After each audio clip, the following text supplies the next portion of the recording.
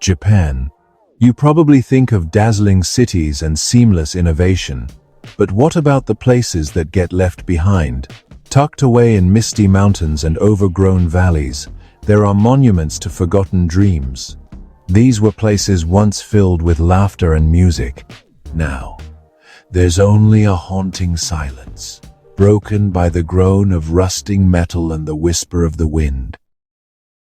Today, we're on a journey to explore Japan's creepiest abandoned theme parks. From a forgotten Disneyland copycat to a surreal Russian village, we're going to find out why these magical places were left to die. These are Japan's Haikyo, its ruins, and they tell an incredible story of ambition, failure, and the unstoppable power of nature.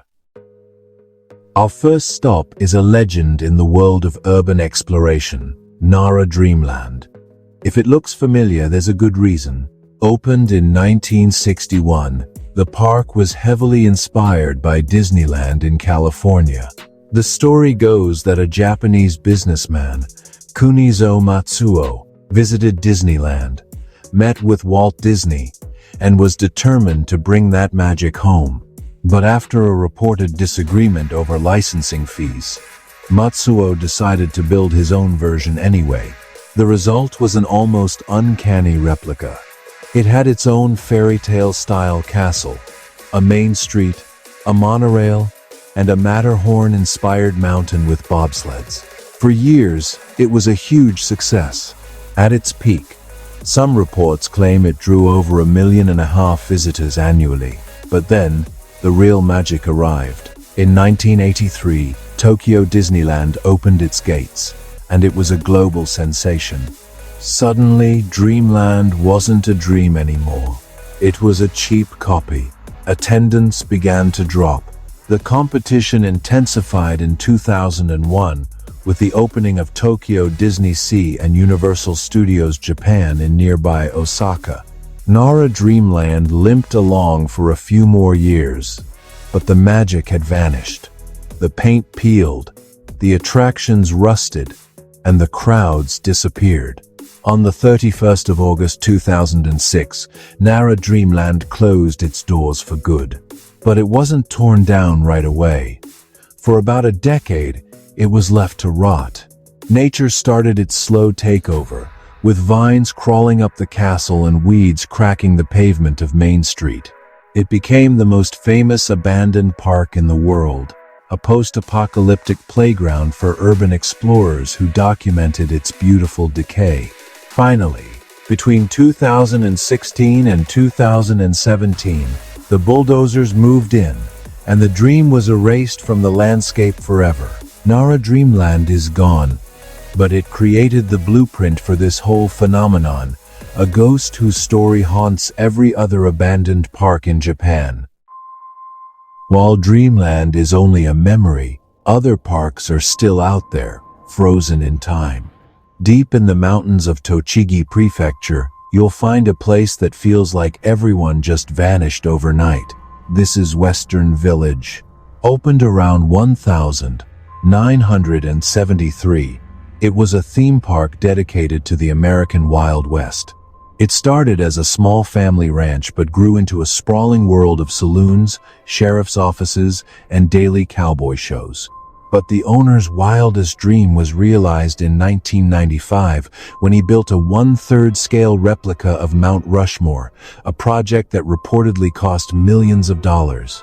Can you imagine driving through rural Japan and suddenly seeing the faces of American presidents staring at you from a mountainside? But just like Dreamland, Western Village couldn't keep up. Its remote location and the pull of bigger parks sealed its fate. In late 2006, a sign went up announcing a temporary closure for maintenance. The park never reopened. Walking through Western Village today is one of the most surreal experiences you can have. It's not just abandoned. It's like it's been preserved in a layer of dust. In the saloons, half-empty liquor bottles still sit on the shelves. Playing cards are scattered on poker tables, as if a game was interrupted mid-hand. But the creepiest part? The animatronics. The park is full of them, a robotic sheriff frozen behind his desk, a bank teller with a hollowed-out head, and an entire bar full of cowboys and showgirls with cracked, peeling plastic skin. They're like hosts from Westworld, deactivated, and left to stare into space for eternity. This isn't just an abandoned park. It's a ghost town populated by silent robotic ghosts. While demolition has slowly begun in recent years, its eerie core remains, a chilling monument to a dream that went bust. The stories these places hold are unbelievable. If you find beauty in decay and want to see more explorations of forgotten places, make sure you subscribe to the channel. There are so many more ruins to uncover. Not every abandoned park was a Disney clone or a Wild West town. Some were way stranger. Our next stop takes us to Niigata Prefecture and a failed experiment in cultural diplomacy, the Niigata Russian Village. Opened in 1993, this park was supposed to foster goodwill between Japan and Russia. It was a bizarre, ambitious project, featuring a massive replica of a Russian Orthodox cathedral, a grand hotel, and even a circus. The park was filled with Russian art, music, food, and, strangest of all, a taxidermy woolly mammoth and its skeleton. It was a bold idea, but it seemed doomed from the start.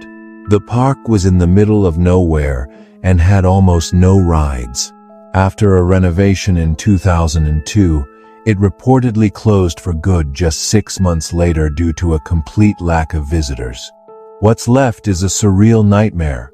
The Grand Hotel was ravaged by fire, leaving behind charred hallways and soot-covered furniture.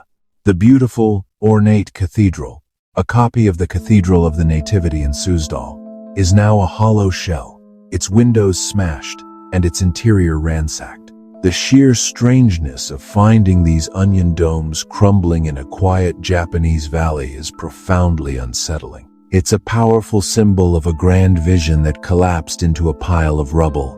Much of the park has now been demolished, but the haunting images of its bizarre, out-of-place architecture remain. So why did this happen?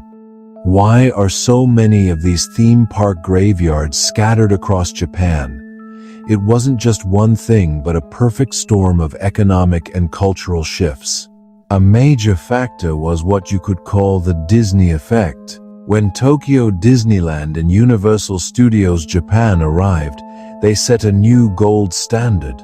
Smaller local parks simply couldn't compete with these global entertainment giants. Then came the economic collapse. In the early 1990s, Japan's bubble economy burst. Many of these parks had been built with huge loans, and when the economy crashed, the money dried up, leaving them unable to stay open.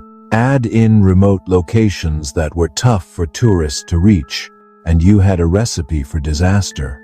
But what's so striking in Japan is that these places weren't always immediately torn down. They were often left to the elements, becoming what the Japanese call Haikyo ruins. There's a deep cultural fascination here with the idea of impermanence, of finding beauty in decay. These parks aren't just failures, they're monuments. They are time capsules that tell a story about a specific moment in Japan's history, an era of boundless optimism and spectacular failure.